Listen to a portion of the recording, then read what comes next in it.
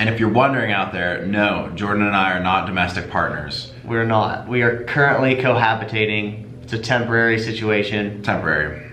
Very temporary. It happens. Anyways.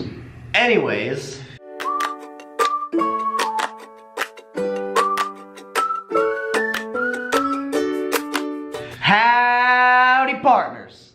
Today, we are talking about, ironically, partnerships. I don't typically say howdy, partner. I try to say howdy because we're from Oklahoma and everybody thinks we ride horses and stuff down here. Giddy up. No, in all seriousness, my brother and sister-in-law, they have a friend that lives in, I think, Utah or something, and she's never been to Oklahoma before, and she seriously asked. She like took them to a strip mall and was like, guys, look at this. Like, look at this. Isn't this cool? Because she thought we didn't have those here. Yeah. Legit didn't know we had things like stoplights. Yeah. It ain't the old West out here, people. We got buildings, we have electricity. Dude, when I moved to San Francisco, I would joke with people that I sold my horse and bought a Prius, and they 100% believe me. Man, I wish I had a horse. It'd be cool, wouldn't it? I'd sell my Kia for a horse. Dude, you could sell your horse and get like 2 Priuses. That's true. No. Horses are expensive. Horses are expensive. Slight exaggeration, perhaps, but either way. Regardless, howdy, partners. Today we're talking about partnerships. Nice, that was good. We've been practicing. So I Googled this word partnership because I wanted everybody to know the meaning, or what it means, basically. Let's hear it. So, a partnership is an agreement where parties, known as partners, agree to cooperate to advance their mutual interests. That's important, I think, because before starting our company, I just thought of partnering with people as like, it would be fun to work together. I did never think about the mutual interest or to advance mutual interests. Yeah. That never occurred to me. And I know that sounds obvious, but when you have literally zero background in the business world and you're just excited about starting a company, it's very easy to fall in the trap of just partnering with all of your friends or anybody that's in proximity that also wants to be on board. Because it's like, heck yeah, there's more energy, more people throwing coal into the fire. You know, it's easy. It's easy to fall for that trap. Yeah. I think for sure we did that. We were like, let's start a business and let's get as many people involved as possible, because surely if you bring somebody into a business, they're going to be super incentivized to grow the business if they're an owner in it. Yeah, right? and if we have a business with X amount of work to do and there's 5 of us, then I only have to do 1/5 of the work. Yeah. That sounds great. It's good math. You know? Yeah. Yeah, man, I love using X. You don't have, if you're not good with numbers like me, just use X. This guy in fractions. Yeah, man. I'm all about those fractions. Yeah. Yeah, I mean, partnerships are, so our experience with partnerships have been good, but also a lot of learning. Hold on. For the most part. Hold on. So the reason I'm talking about you and I. Oh yeah, all right, fine. The reason we're talking about partnerships today is because the business Jordan and I started, Periwinkle, was started as we structured it as an LLC, but it was a partnership of 4 people. And we can talk more about the tax implications on another episode. Yeah. I'm not a CPA. Jordan sure as shit is not a CPA, and so that falls outside the bounds of what we would like to discuss in this video. That being said, we structured our partnership as an LLC, and when we went into it, boy, we had no idea what we were doing. I know how to put together a operating agreement and how to, like do all that stuff, but where we failed was a lot of the things that we're going to talk about today, as far as setting expectations, assigning responsibilities, from our mistakes. Yeah, understanding each other's incentives. What do people want? How much do people want to work? Because let me tell you, a partnership, I believe, is like everyone getting in a canoe and trying to paddle upstream. If you're not paddling the same amount as the guy next to you, there's going to be mutiny on the canoe, and your job as a business owner is to get rid of that mutiny, or else your ship's going down and your business is going to fail. Yeah, because guess what? Like, it seems like having 5 people in a canoe is going to make going up a river easier, but really you're adding weight to your canoe. Yeah. So if everybody's not paddling, it's really just as difficult as if it was just you in that canoe, because there's more weight now. Now if one of the 5 isn't pulling their weight, the whole ship's going backwards, or you're not advancing.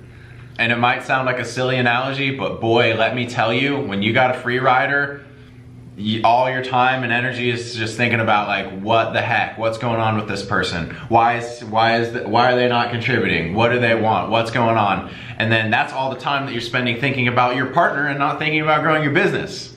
Yeah. So that's kind of to preface what we're going to be talking about today. We were reading an article on Fundera written by Meredith Wood. We'll link it in the put it in the show notes. So everybody can go to that article. It's very lengthy. I don't think you'll read all of it, but it's a good resource. I found it to be very helpful. I would absolutely read that before you start a partnership. Yes, absolutely. It has good questions, and It's we're a going to great go over a lot of questions and things that you should consider, the goods, the bads about partnerships. Yeah. So my first question for you, Seth, is what would you say makes a strong small business partnership? Or just let's say, what makes a strong partnership? I think, Jordan, first thing that comes to mind, because I feel like it's impossible to get all 20 or 30 things perfectly like thumbs up, we're good. Yeah. The first thing that comes to mind is, are you partnering with people that have complementary skill sets to you? Mm-hmm. Complementary meaning like, you and I aren't both great communicators and salespeople. Mm-hmm. You probably should be both good communicators, but like, you and I have partnered well together because you're a great like face of the company communicator. You pick up the phone, people love talking to you, you have a great presence. And I, on the other hand, prefer to stay behind the scenes and work on the processes that we have, that are helping us run our company. Yeah. What about you? What do you think makes a strong partnership? I agree with that. I think one of the main things that we should have considered from the beginning, and I will always consider going forward when thinking about bringing in somebody to partner with you or us or me, is do they have skills that are going to make up where I lack?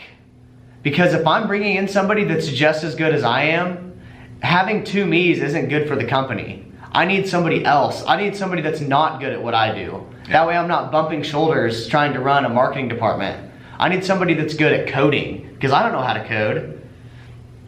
If I'm a coder and I'm starting a software company, going into a partnership with another coder I'm telling you right now, that's a terrible idea. Because you're both going to be competing for the code, and then you have nobody to sell your business, nobody to do the customer service, nobody to do phone calls. A strong partnership really is one where you both of your weaknesses are strengthened because your strengths are different. Yeah. Yeah, absolutely. Like, I mean, and you really are not going to want to, if you're in a partnership where you feel like you can do all of the same things as your partner, it's gonna work out bad for you, because you feel like they're not adding value. Even though they're doing things, you're in your head like, I can do that just as good, if not better. Yeah. Except you own part of my company. And it doesn't even have to be human capital. It can be literally like capital. Yeah. You can partner with somebody because they have a lot of money and you don't. Yeah. Because they're bringing something to the table. Yeah, that's a great reason to partner with people. If you need money for your company and somebody's got a lot of it, they may be terrible at all the things you need for your company, but they have money. Yeah. And it's most likely if they have a lot of money, they're a little bit older and they don't have as much time that they want to dedicate. Mm-hmm. So the agreement is, Jordan, you're going to come in and you're going to give time, and I'm going to come in and I'm going to give money. And that's why this is going to be an equal partnership. Yeah. But you should also define what the responsibilities are and what the expectations are and how the expectations are going to be measured. Yes, that's my next one. How the heck do you set expectations among partners? That's a really good question. That's a good one. And this is vital as well. So you need to figure out, how is this person going to add value outside of my own skill set? Mm-hmm. And then 2, now that we've agreed that we're still vetting this partnership, what is the expectations that we have here? What are you going to be responsible for? What am I going to be responsible for? Yeah. That's important from the get-go, because then it's easy to track failure or success. Yeah, because here's the thing. Here's what's going to happen. If you go into a partnership, there's going to come a day where you sit down and you say, crap, I have to fix this. There's a problem and I have to fix it. And if you didn't lay out in the beginning what expectations were and how they were going to be measured, you have no grounds to say, Jordan, you're not doing your job per our agreement when we sat down and formed this company. You then have to say like, oh, I really feel like you're not pulling your weight, Jordan. And like, I'm working hard and you're not, blah, blah, blah. Yeah, it can get sticky because as humans, I mean, it's just like having goals. You're 100 times more likely to reach a goal if you know what you're trying to reach. If you don't have some sort of expectation, then nobody knows what to do. Yeah. I, as an owner, just know, okay, they're spending this amount of time on the company, so I'm just going to match what time they're spending, regardless of what my responsibility is. Yeah. So if my responsibility is to answer phones and my partner's is to build the website, well, they may build the website the first week, but my phone answering, it keeps going. But it doesn't matter, because expectations should have been set. This is you, this is me. And if you don't do that, things are going to get bad. Yeah. Because there's going to be jealousy, there's going to be ill will toward each other. And if you have that stuff in your company, it's not good. You're all in the same boat, you're all paddling the same direction. It's okay to take breaks, but you gotta all have the same game plan and know that you can count on your partner to do their job just like they count on you to do yours. Yeah, starting a business is already such an uphill battle that the last thing you want is to be fighting internal battles while trying to push your business forward. I can promise you that is not a situation you want to be in. Promise you. All right, I got another question. Let's hear it. If you're considering a partnership, ask yourself this. Why are you even considering a partnership? That's a good question. Why are you considering a partnership? I think that people consider partnerships because either it's more fun in the start. They don't want to be do it alone. by yourself. It's scary and daunting to start a business by yourself. It definitely is. The other thing I will say is if you're starting a business with no money, then you have to give equity in your business in exchange for human capital to get your business up and going. Whereas if you and I... Unless you have good credit and you can get a business loan. True, but then you got leverage and that's a whole nother story. But you and I's second or third business, if we end up having a good exit and everything goes right, we might have a couple $1 million in the bank, and then when we start another business, we can pay people immediately. Yeah. But because we started this business and we can pay people, it makes sense for us to partner because we're not shelling out cash day one. Yeah, very true. I think it's an important question to ask. Why are you even considering partnering? Yeah. Because if you can't come up with a reason other than, well, I'm afraid to go into business on my own, or just because we came up with the idea together, like those are all fine, but you need to reflect and really understand why you're going into a partnership before you do. And I say that for this very reason. When we started our company, we started it and we didn't even ask that question about why we were partnering. We basically partnered with all of our friends because we were friends. Yeah. That was the reason. I mean, we literally gave a guy a percentage of the company because he was our friend. And we felt bad. Yeah, we didn't want to leave him out. Yeah, and like, I'm not saying that was terrible of us to do as people, but as business owners, that was so stupid. And it did blow up in our face. And it blew up in our face because you know what? We didn't set expectation. We sure as hell did not have different strengths. No. We sure as hell did not have different strengths. So it blew up in our face and ended up with that partner, and still of our friend today, walking away from the company completely because being in business together was doing more harm to our friendship than good. Yeah. So, I mean, if you want to be in business with your friends, that's great. But you have to do these things. You have to ask why. Dude, you know what I think it is? It's like what we've talked about. Everyone wants to be an entrepreneur, but this crap is scary. And so it's a lot easier for me to say, Jordan, let's start a business together. Wouldn't that be fun? And you're like, yeah, man. It is. Let's start a business together. I'm like, awesome. Yeah. Well, let's do it. It is. Because now we can go to happy hours together. And now we can get matching vests with our company logo on them. We can get a band, man. We can get a Google Voice number. Yeah, dude, I feel like it's the same reason people get married. It's the same reason people have families. It's the same reason you got a group of friends in high schools. You know, like, we as humans, I feel like want to have community and do things together. Yeah, it gives you strength. It's like being a part of a team, and I do believe that if we had not partnered up, our company, we would have never created it. We would have probably gone a couple more years of hating day jobs and the employee life, and we would have reached that boiling point a lot later in life than being just the gung-ho, yeah, we're all three friends, let's do this. Yeah. This is exciting. Yeah. So there is that good part about it, is partnering with people. They can give you courage in a way to like start sooner than you'd be ready to do by yourself. Yeah. So that's a good thing about partnering. Yeah. What else you got? I think another thing you got to ask you and your partners is, how much time are you all willing to commit to the business? Yes. Because it's gonna piss people off. It's gonna piss people off if you don't have expectations, and then if you have expectations, they're failing and they're not committing time to the business. So here's an example. If you feel like if you own 50-50 of a business, and you're the one that's putting in literally 15 hours a day, and your partner never does anything, that's gonna really upset you. Yeah. But if you knew going in that he's only willing to commit 2 hours a day to the business, then all is fine. Yeah. But you need to have that conversation beforehand. You need to look at this thing from every single angle. Yeah, because say you and I partner together, I'm a single guy, and maybe this is my full-time job, but you're a family man and you have another part-time job. Yeah. And you never work past 6 p.m., but I am always working from 8 a.m. till 8 p.m. or 10 p.m. or midnight. Not animosity, but man, I get the word, yeah.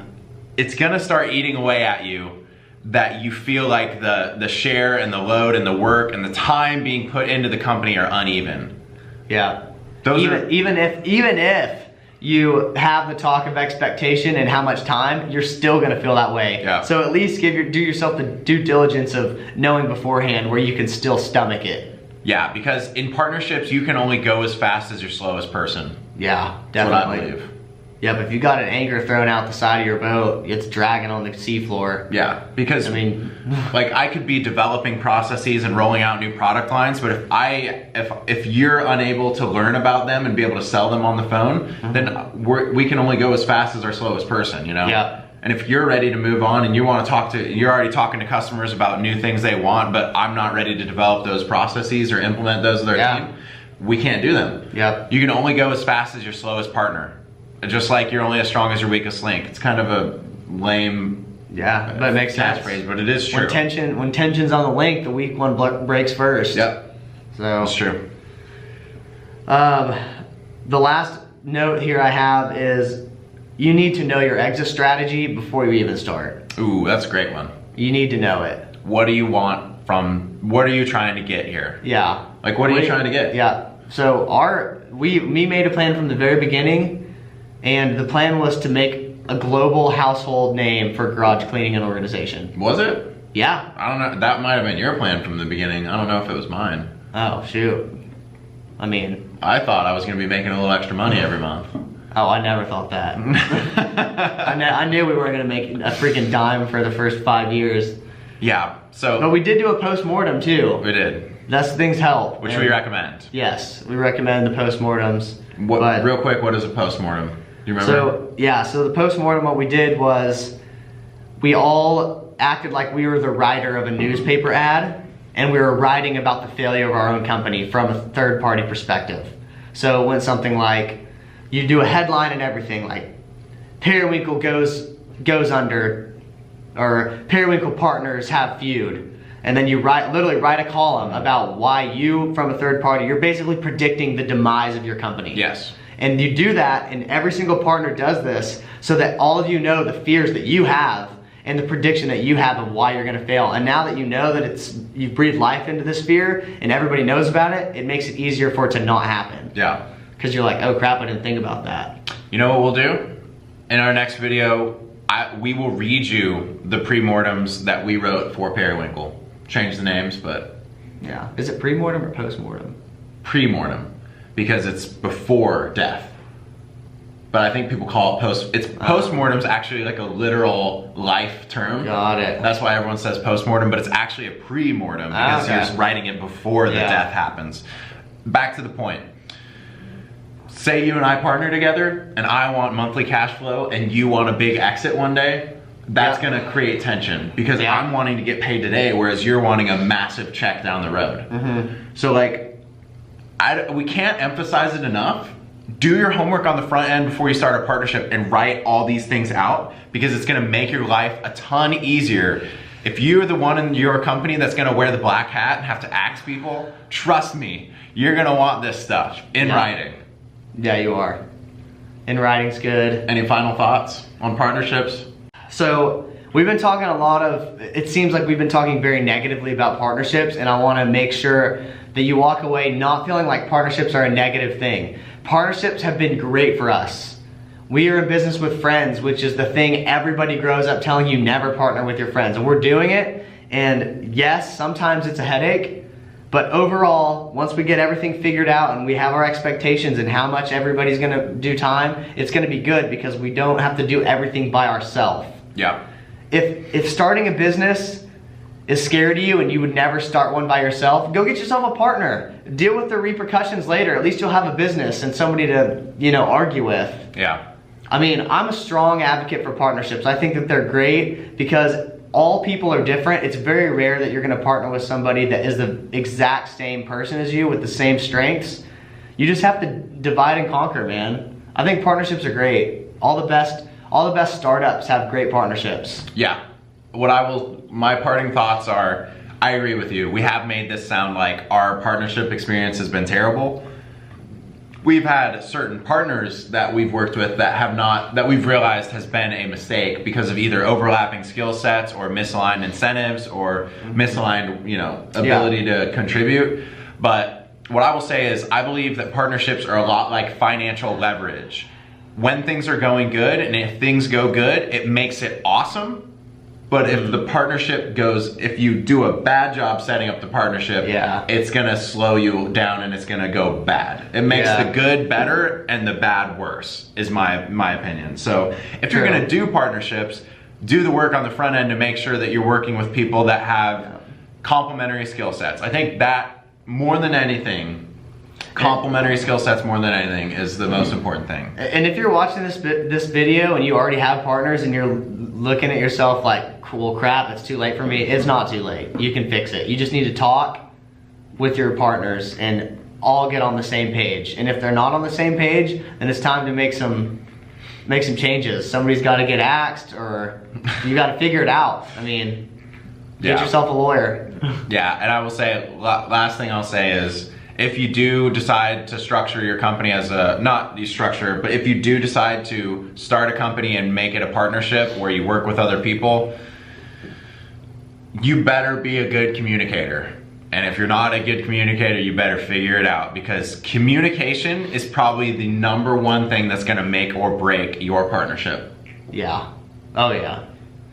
Yeah, we struggle with that because when we literally are business partners and we are all best friends. So you can imagine how that can be difficult to tell each other, hey, you are kind of pissing me off. Not as a friend, but as a business partner. That's a hard conversation to have. I don't care who you are. I don't care how comfortable you are with each other. I mean, that's a hard conversation to have with a business partner that you hate. Yeah. That's hard. That's a tough conversation to have. So you need to know when you go into partnerships, when it's all, sunshine and rainbows at the beginning, dude, that overcast is on its way. Yeah. And you better have an umbrella. Context is we were all like best friends for 11 years before we went into business together. So we were thinking like, what perfect business partners to have than these best friends we've had for 11 years. What could go wrong? Everything can go wrong. You need to plan for it. Do those pre-mortems. But Yep. Anyways, we ran a little long today, but it's good to be back, guys. It is good it's to be good back. to be back. Beautiful, sunny Tulsa, Oklahoma. It feels like home. Yeah, my horse was a little tired this morning. Yeah. It was like, man, why are we riding to work so early? Yeah, I didn't particularly like getting up today, but it happens. All right, if you like the video, drop us a like, drop us a comment, tell us you hate us if you hate us. That's all good. Feedback is good. Follow us on Instagram. Your boy Jordo can be found at Mickey Jordo on Instagram. That's another thing I need to be doing. I need to be putting our Insta handles in the... Yeah. God. Dude, Mickey Jordo is all about the followers. Come follow me. This is why I'm on a performance incentive plan right here. Yeah. Just so you guys know. Anyways, guys, we'll talk to you next time. Signing Peace. off.